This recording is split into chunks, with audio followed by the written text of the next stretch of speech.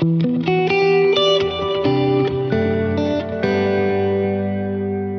everyone. Welcome back to the Israel Connection. I'm Esti Zenati, and I have a very special guest today, Shai Davidai. He's an Israeli-born social psychologist, former assistant professor at Columbia Business School.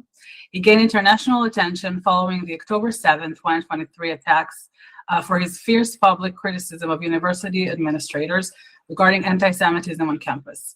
He has since shifted from academia to full-time advocacy, hosting the podcast Here I Am with Shai Davidai, and writing a book about the crisis in higher education. Shai is also a loving partner to Yarden and a father of two. Shai, thank you so much for joining me today. Thank you for having me, and thank you for, you're Israeli, but pronouncing my name perfectly. It's so nice to, yeah. Not that I especially like my name, but the fact of it's being distorted in so many ways, and getting an Israeli saying it, it's nice. Yeah, I've heard so many things. Trust me, my name has been through a bunch of things.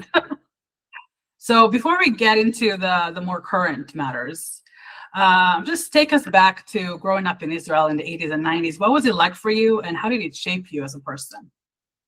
Wow. So you're saying, give us a short introduction to your existence.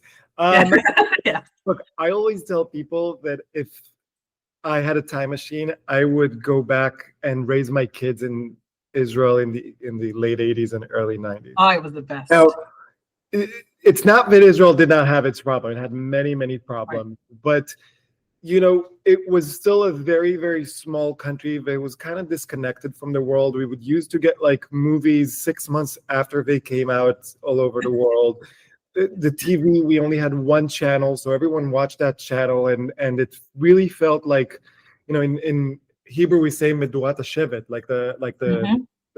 the tribe's bonfire, and that we would all go to school or family events or whatever, and everyone was paying attention to the same thing, and then having this communal reactions to it. Now, of course, that meant that it was too hegemonic. There wasn't many voices of women, of religious Jews, of Sephardic Jews, of LGBTQ. There were many, many problems, and hopefully we've fixed many of them and are fixing them in Israeli society. But it was just a feeling of we're in this together, and I just loved it. So I grew up in Kiryat Ono, which back then was a small suburb of Tel Aviv, and when I was 6 or 7 years old, we officially turned into a city because we had 30,000. Oh, wow. Now it's one of the biggest, and most successful cities around the area, in Tel Aviv area. But back then it was just like a small place. We had 3 buses, 168, 55, and 56. I would hop on the bus, skipping school to go shopping for books and CDs in Tel Aviv. It was, I don't know if blessed, but I'm really grateful for the childhood I had. Yeah, I think we're the same age, probably, more or less. I think I'm a bit older, but yeah. I'm 42. I don't know. I'm 22, yeah. But growing up around that time I feel like as kids, we didn't feel all those, what you said initially about women and Sephardic voices and all that. And I come from a Sephardic family, but as kids, we didn't feel that as much. I think we were outside playing. We went to school. We roller skated outside. We listened to music, danced, did whatever. It was different times. No social media, no nothing, none of that stuff. Yeah, and of course there was a real shattering of that naivete with way before the Second Intifada, with the first suicide bombings of 1994. There was a little bit of this, oh wait, reality infringes on you despite trying to live in your bubble. I remember being 12 and having a big conversation in class about should we go on with our Purim party that was planned or not, because the day before there was a suicide attack in Tel Aviv. And as 12-year-olds, we would have these conversations of, do we let the terrorists win by canceling our party, or do we do we have the party, but then what about the people who are suffering? And so, those were not normal conversations for 12-year-olds to have, but I feel like that was the moment where things really shattered for us. And then, of course, with Rabin's assassination and everything, and kind of like childhood ended in many ways. Yeah, we also had the Gulf War, obviously, in 1990, which, I was 7, but I still remember going to school with those masks, that we had to take with to school.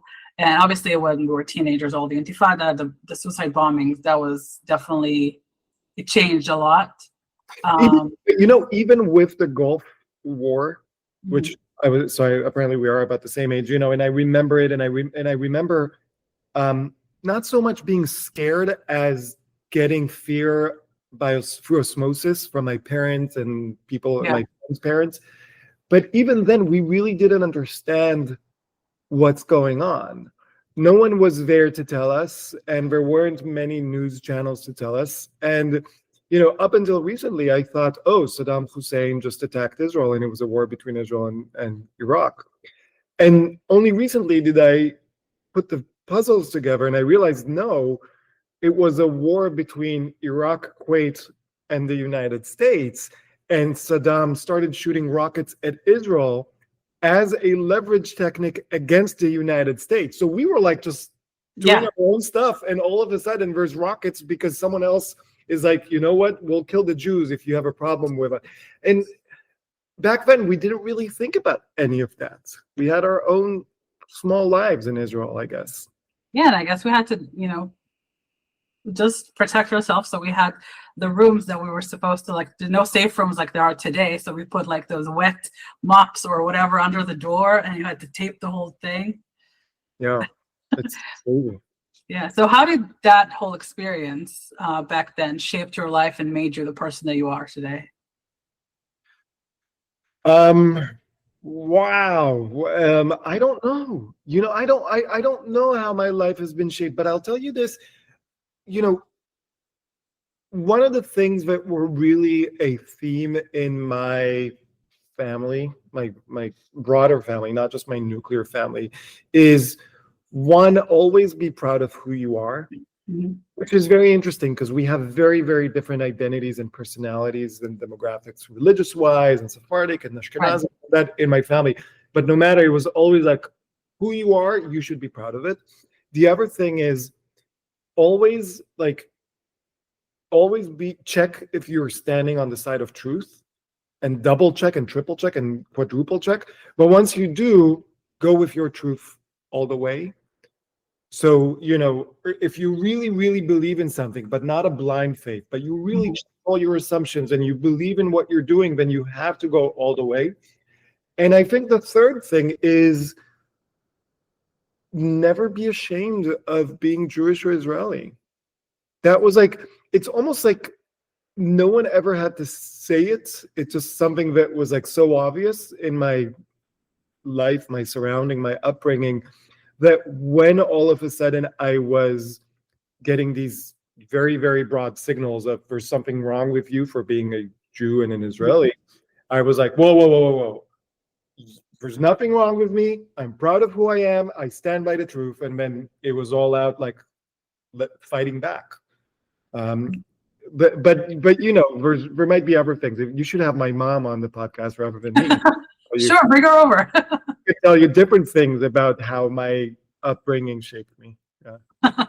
That would be great. So fast forward to more recent times.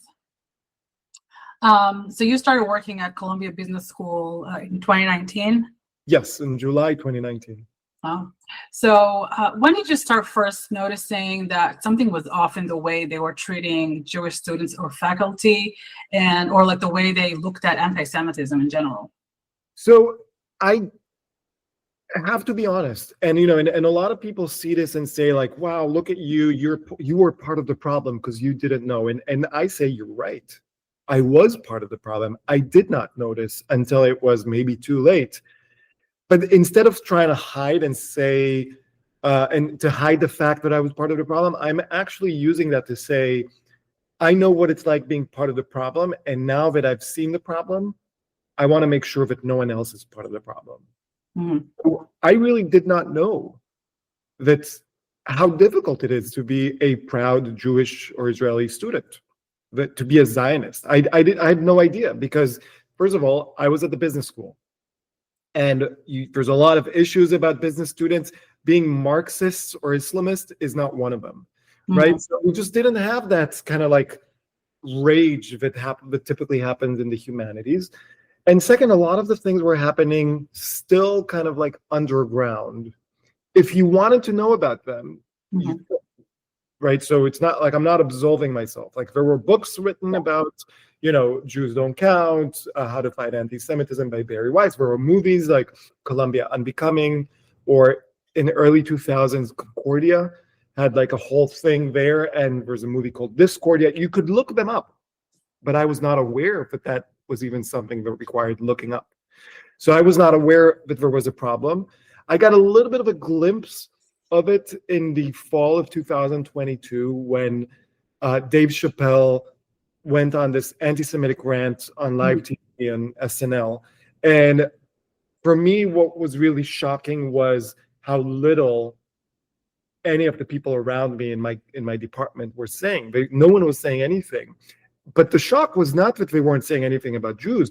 The shock was the contrast between how they were talking about anti-Black and anti-Asian racism post 2020 and everything that was going on. And I was so proud of my colleagues for taking a stance based on those issues, but then all of a sudden them not doing anything about when it comes to anti-Jewish hatred. Yeah. I felt like something's off. But I also kind of like, okay, whatever. I was like, I called it out. I saw that, there's no real change, and I kind of left it. And maybe I shouldn't have. But then when October 7th happened, and for me, I really say October 12th, which was the first protest at Columbia, that was the opening shot. And I said, this time I have to fight it. Like there's no other choice. I have to do something about it. Yeah. So speaking of October 7th, did you even imagine anything of that magnitude happening? And did you imagine that your life would be changing the way it did? Because I'm sure your life has changed tremendously since then. Yeah, look, first of all, if we're talking about imagining, then my tiny life in this grand scheme is so inconsequential, right? There's so many people that have both lost their lives or survived with mental and physical scars or kidnapped. Like Yeah. those were the real lives being changed, obviously, and the heroes and everyone that went fighting. But no one could have imagined something like that happening. We always, and I still do, by the way, felt like we're sitting on a powder keg and it will explode. We just don't know when. Right. Right now, I still feel that with, there's a powder keg in the West Bank, Judea, Samaria area. And I feel like we're sitting on a powder keg again, but like, it's not like I can tell you, okay, so in 2 years, something horrible is going to happen. I just have that feeling. So yes, I knew that things were wrong, but no one could even imagine something of that scale. Go to the US and the diaspora, I had no idea. So I did not even know we were sitting on a powder keg here in the US, right? And to me, that was even a bit more shocking because when you're bit by a rabid Rottweiler, then you'd say like, oh, that's horrible and that's shocking and I can't believe that happened. And of course, the rabid Rottweiler here is Hamas, not Yeah. not anyone to say that Shai said something and something about this. But you can still understand that's the Rottweiler. That's what they do. But when you are bit by a poodle that actually was a Rottweiler in disguise, which is what happened to us in the diaspora, that was really shocking.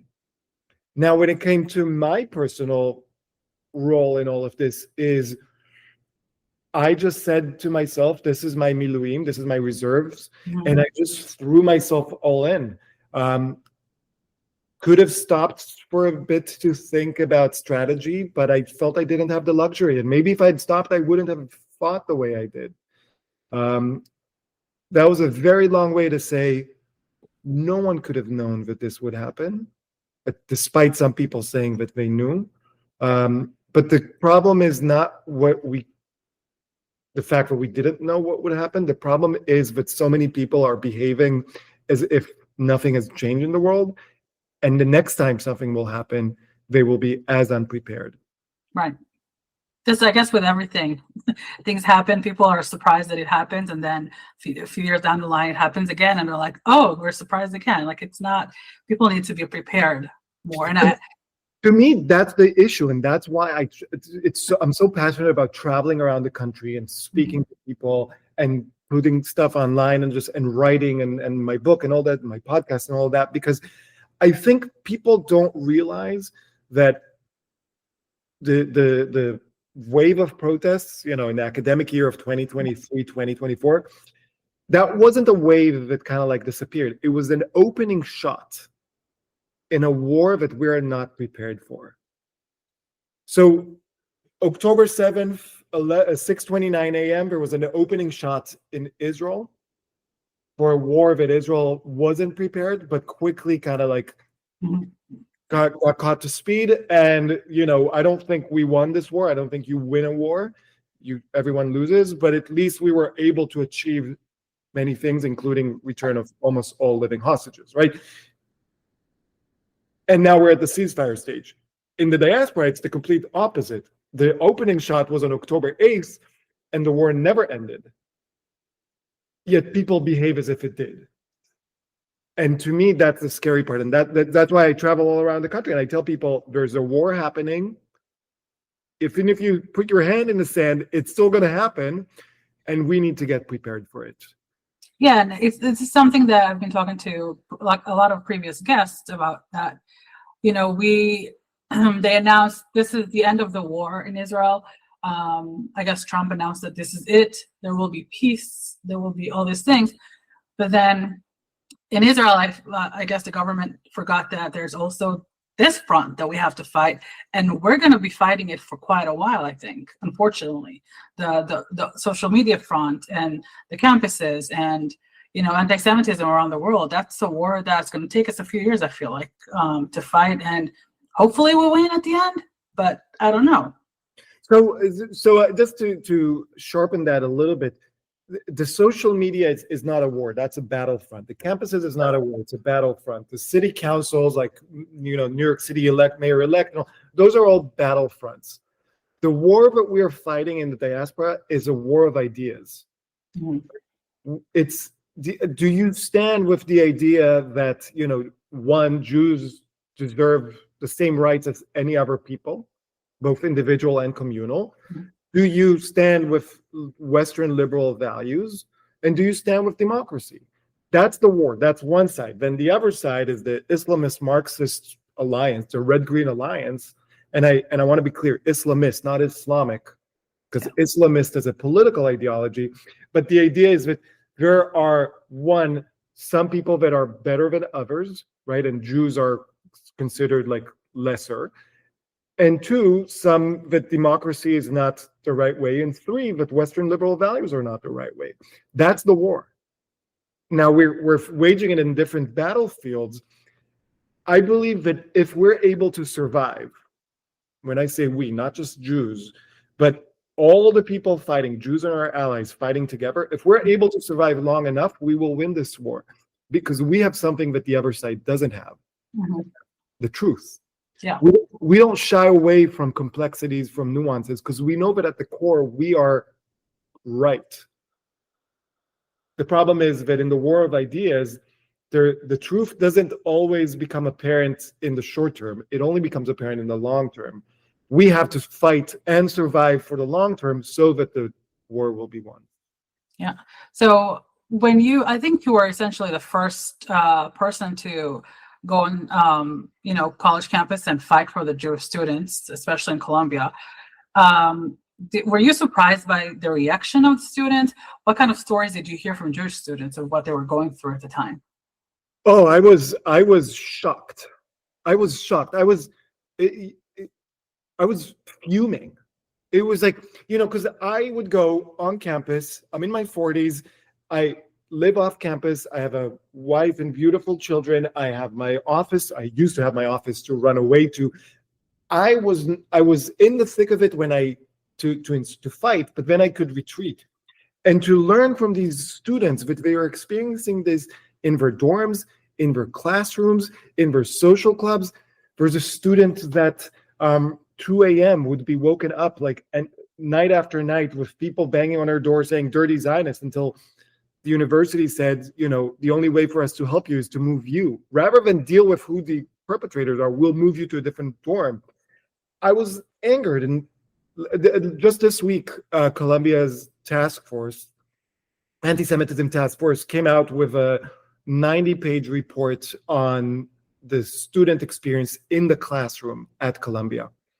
It took them 2 years to write a beautiful report of what we've been saying since day one, right? Imagine being a student, an Israeli student in a classroom being told, like, what does it feel like to be a part of a murderous society?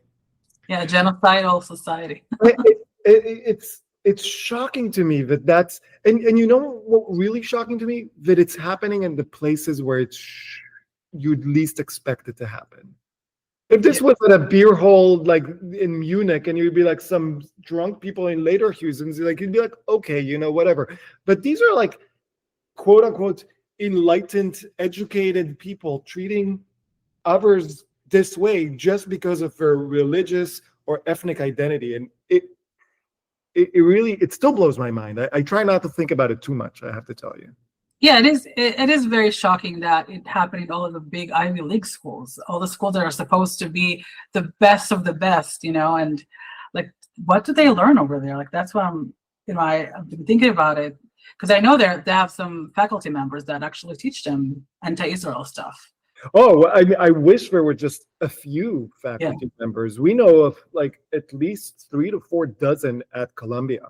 We, dozens at Harvard and at Rutgers. Like it really is everywhere. And as I've been writing my book, I've been so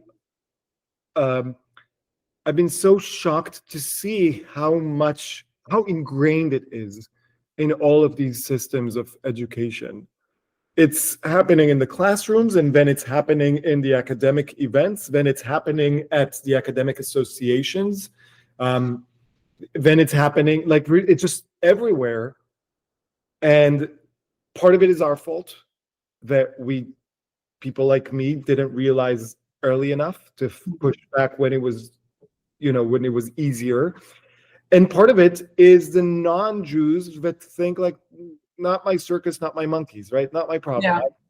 And that is something that I no longer have anger in my heart for that, but I have a huge disappointment from the non-Jewish community, broadly described, that said the moment they saw that the minority being targeted as Jews, said, you know what, I'm going to sit this one out. And that is something that I still like, despite like, and I know in my book, I go into the psychology of indifference and the history of indifference, but even knowing all of that, I still can't come to terms with that. It's so hard for me to do so. Yeah. I mean, we've been saying for a while, like, we always fight other people's battles as well. Like, we help with everyone else's situation. But when it comes to us, people just don't step up. They just stay silent. Excuse me. So for me, I don't see it as fighting other people's battles. When I speak up against racism, I'm not fighting other people's battles. Yeah. I'm fighting my own battle. I don't want to live in a society that is racist. When I speak, I'm not a man. I am a man. Sorry, I'm not a woman. It would be funny if people get a quote from them. made a meme of Shai. I'm not a woman, but sexism is my problem. Right. I'm not gay or trans or queer, but homophobia, transphobia is my problem. It's not someone else's fight. And my problem is that when it was against the Jews, people said, no, not my problem. Right? Yeah. It is a societal problem. And if you're part of society, it should be your problem. Yeah. I mean, if more people look at it that way, which they should, then maybe we wouldn't be here right now, talking about these issues. So what would you tell Jewish students that are about to start school next year and they're set to go to one of those Ivy League schools that basically betray their Jewish students in the past couple of years? What do you advise to them? How they should proceed and, stay over there and learn in this environment? I tell students, so I have a lot of advice, and when I travel, and I speak, I speak for about an hour just on this topic. But I'll say, really it boils down to this: 20 years from now, when you look back, you're not going to remember what you studied in Calculus 1 or in organic chemistry or in introduction to film or whatever classes you're taking. What you are going to remember is that you stood up for yourself, that you stood up for a cause, that you stood up for your community, right? Mhm. So while, yes, students should go to schools to study and better themselves, get a job, to make the world a better place and all that stuff, if the price that you pay for that is keeping your head down, hiding your Jewish identity, not speaking up about Jewishness, Israeliness, Zionism, or whatever it is, if that's the price that you should pay, then that is way, way, way worse than the 80, 90,000 bill that your parents get every year, because you can make back the money, but you cannot make back the self-respect. Right. Yeah. So you gotta fight. Now I tell people like how to fight. So first of all, I tell them peacefully and non-violently. That's my number one rule. 2 is you don't have to fight on your own. You need to find your secular minyan, right? So 10 people that will fight with you, Jews and allies. And you need to create spaces where the fight is not just pushing back against the anti-Jewish and anti-Israeli and anti-American hatred, but also spaces where you push for something, that you create positivity in the world, that you create a situation there where the university hopefully one day looks and says, you know what, in the choice between Jewish students who build and keffiyeh covered hateful students that destroy, I want to stand with the builders. Yeah. So as a father of 2 young kids, how did you share everything that's been going on with your kids, and how do you protect them from all this craziness that's going around? Not good, not well, and not good enough. I'll be honest with you. So I recently, in my podcast, here I am with Shai Davidai, shameless plug. I just interviewed my son. Yeah, and I was going to ask you about it later because I watched that episode. And part of it was to see how he sees things from his perspective, because from his perspective, he had no idea that wars happen in Israel. He had no idea that terrorism exists. All of a sudden, October 7 hits, and he sees his mom and dad in complete shambles. And then he sees them becoming full-time activists or almost full-time activists. He had no idea what's going on. And he had to figure things out by listening in on our conversations, asking us a few things. And only a few weeks, maybe 6 weeks in, I think it was my wife probably, because she's the smarter one, but we had the idea of let's talk with him. Let's ask him. Let's see what's going on in his mind. We found out he's talking about the hostages in his school because he sees in the streets posters of hostage kids. This was before the November 21st ceasefire. And he goes and talks with his friends who are the same age and tells them about it. We didn't know. The most important thing for me is to tell him 2 things. One, that Hamas is bad, but Hamas doesn't equal Palestinians, and Palestinians doesn't equal Hamas. Because I wanted to make sure that whatever comes from him, we don't just perpetuate the cycle of hatred and violence. Right? The second thing I wanted to tell him is that nobody wins in a war. That this war is a necessary war, that we have to do this war, but the fact that you're already in war means that you've lost something because you don't want to do it. But the third thing is that no matter what will happen, Israel will come ahead. because I truly believe it. I just don't know what that ahead looks like, and I don't know what cost will be until we get that. So we gave him that like moral framework, but also the feeling of safety that, don't worry, we're going to be okay. And we tried not to hide almost anything. I mean, of course, he doesn't really, he's too young to understand the concept of rape. I think any person is too young to understand such a horrific concept. But it was, so we didn't really talk to him about that. But we did talk to him about, the deaths and the killings, and he went with us to every march for the hostages and heard the hostage families speak, and then the rescued hostages and the released hostages. It was important for him to be part of this. Our daughter is a bit too young to understand anything, and that's been a blessing as well. Yeah. I mean, I can relate. My daughter is 10, and I don't sugarcoat things for her. I tell her things as they are. I try in the beginning not to get to like the nitty-gritty details of everything that happened, but I did give her like the story of what happened. And I'm sure your son did the same. She related more to those kids closer to her age that were kidnapped, and that really saddened her. Like that part was the most difficult for her, because she was thinking like, what if I was there? What if they took me?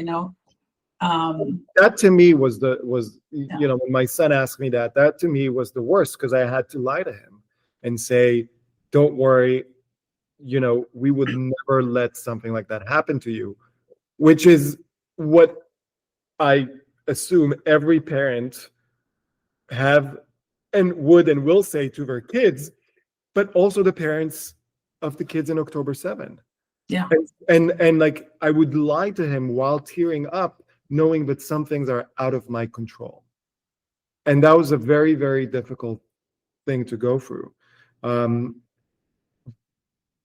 But there's also a positive silver lining, because assuming, and I know it's not a far-fetched assumption, but assuming that this is not Israel's last war and this is not the diaspora's last war, our children, if they live in Israel or in the diaspora when they grow up, will have to deal with a variant of the same issues.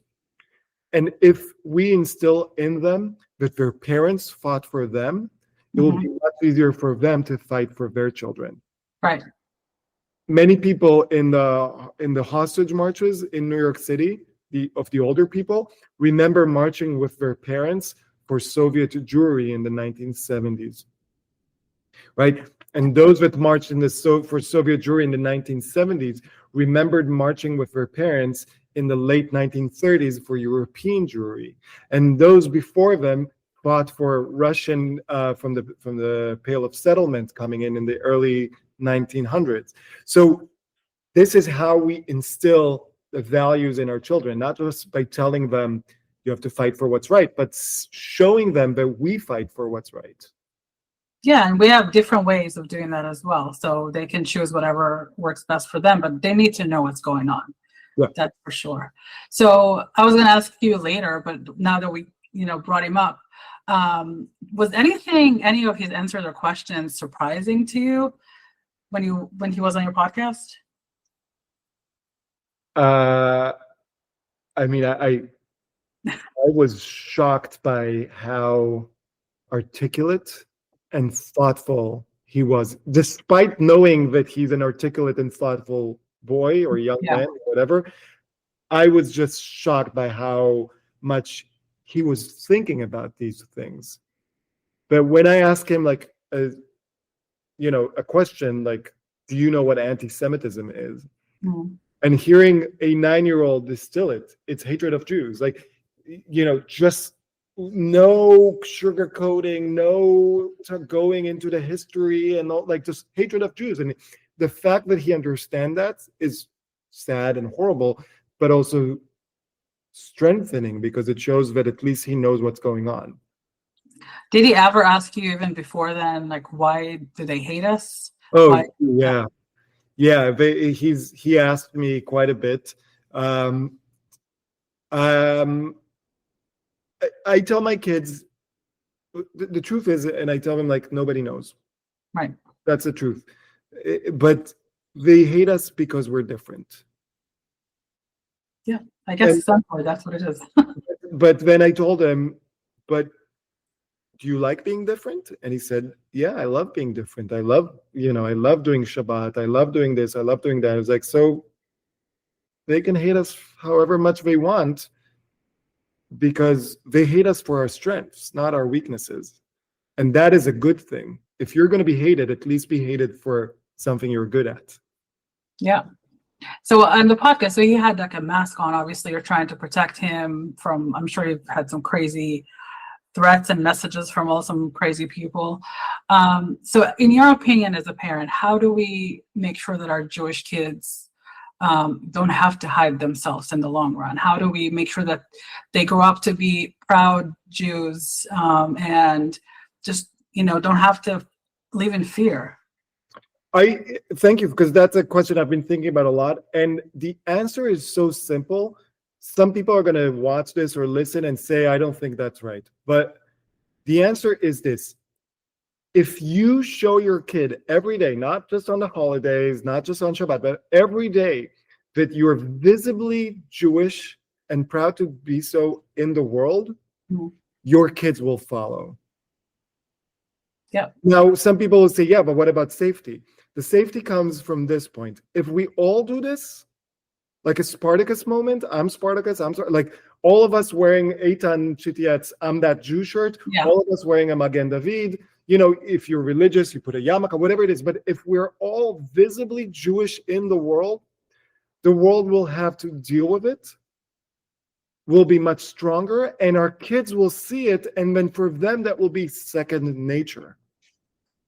Now, of course, there's going to be the people that start and are going to have more difficulties, right? The first people that came out as openly gay or lesbian in the 1960s, 70s, 80s, they paid a huge price. Right. But they paved the road that now you have preteens that openly say who they are and they don't need to have that fight. But in order to get to that point, you can't skip the people that really put themselves out there.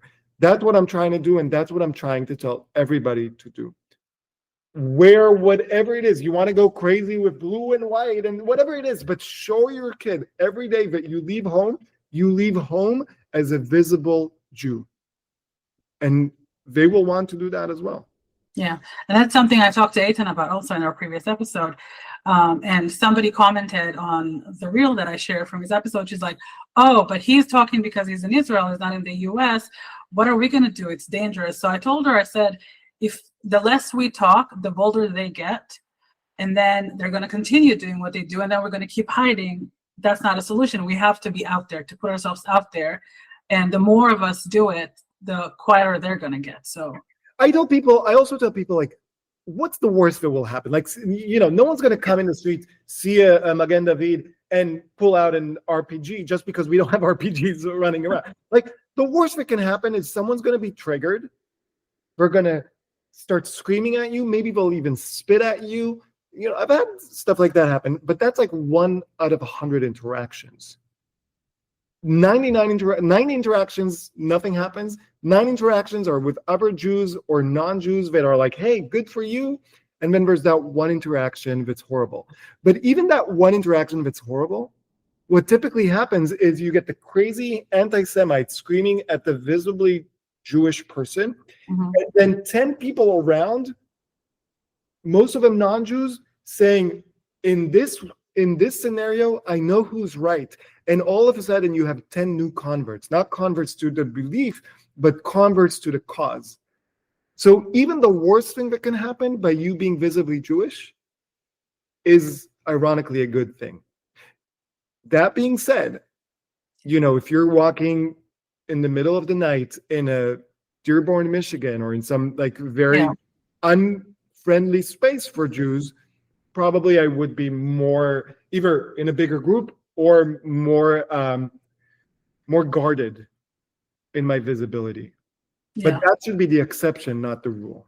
Right. And we should always be careful in general as people, I think, walking down the street in the middle of the night, especially in areas that are not as friendly and nice to anybody, not just Jews. But yeah, I mean, hiding ourselves forever is not the solution. It's not a solution for solving the problem, and it's also not a self-respecting solution. Yeah. Right? How can you tell someone be proud of who you are, but only inside your home? That's like saying you should be openly gay in the closet. That doesn't work. Right. You need to be out there. You need to celebrate who you are and fight for who you are. It's not just fun and games. Yeah. So speaking of this kind of incidents, did you ever have any incident with a hater that was really scary to you, that kind of made you maybe rethink of the things, how you do things, or did you just? Yeah. I was once filming some content in Washington Square Park with Zach Sage Fox and Noah Kochva. And in fact, I was taking a break because it was too much for me.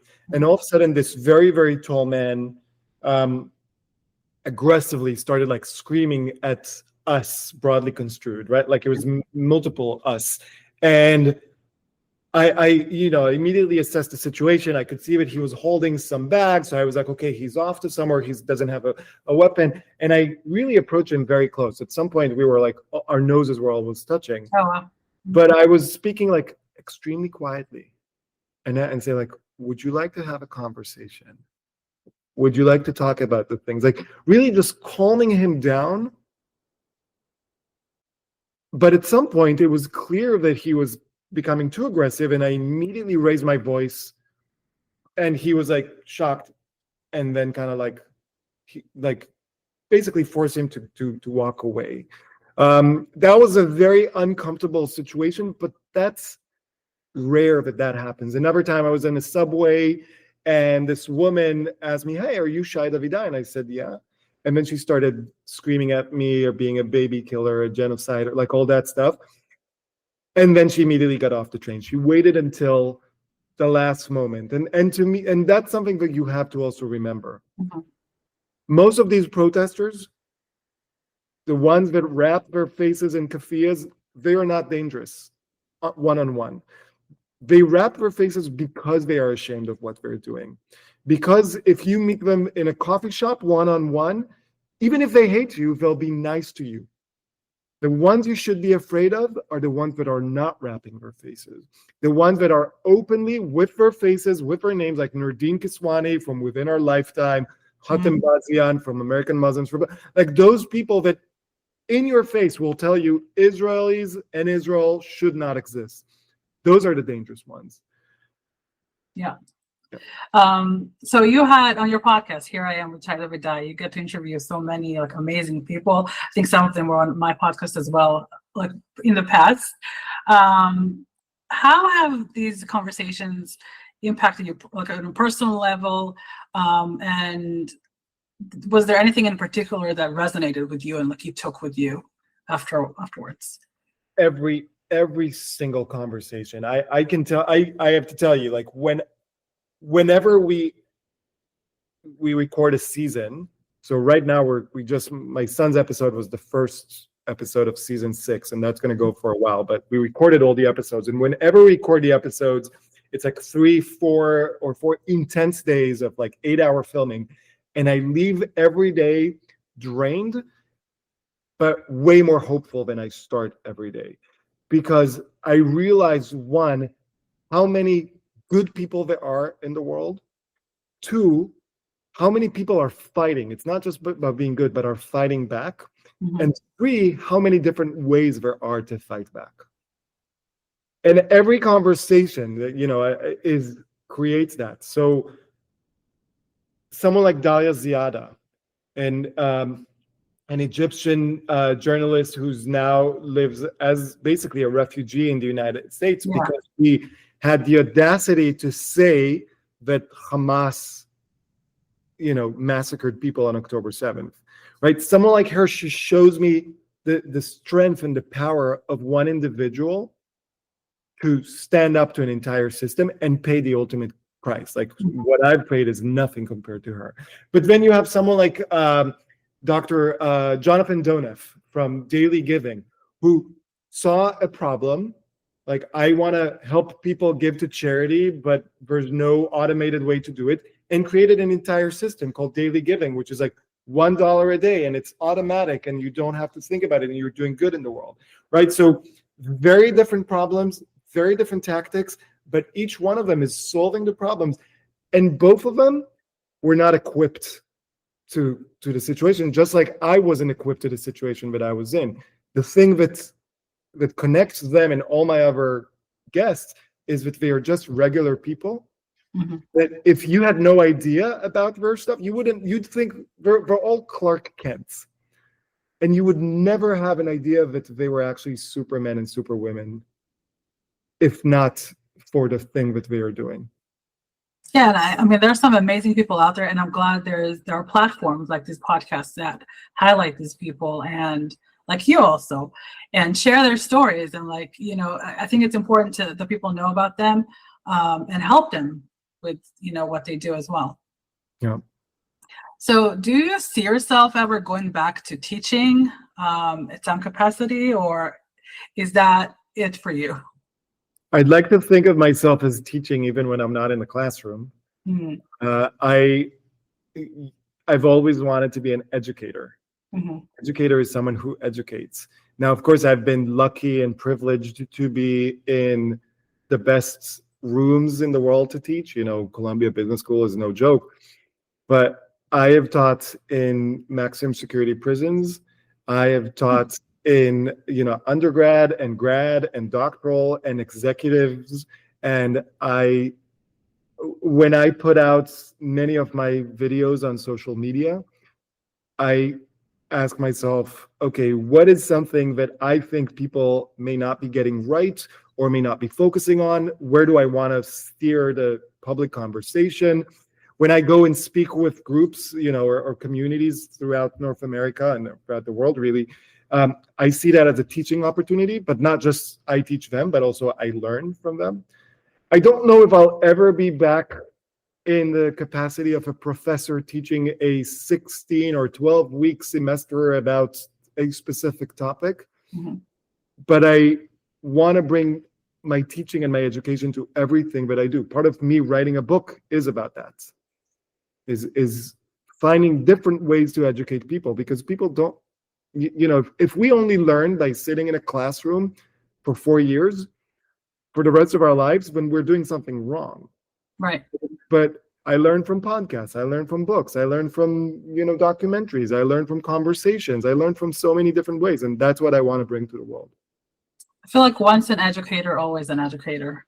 There's just something in that. My family is split in half between business people and high school teachers and principals. And oh wow, so you see, you got some people to learn from, you know. And I was a professor at a business school, so I thought that I was merging both, but that was, I guess, no longer the case. So. Maybe another time again.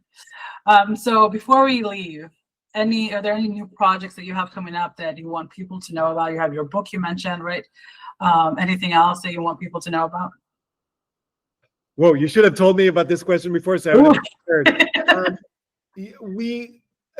I'm not in liberty to talk a lot about it because I don't yet know what will happen out of this, but I have realized that for me, at least in New York City, but I think this is true for every city in the United States and Canada, we need a core group of activists, of people that if there's a problem in a public school or with the mayor or with something, we need to be able to bring out 200, 300, 400 people for a peaceful rally or demonstration or protest immediately or within 48 hours.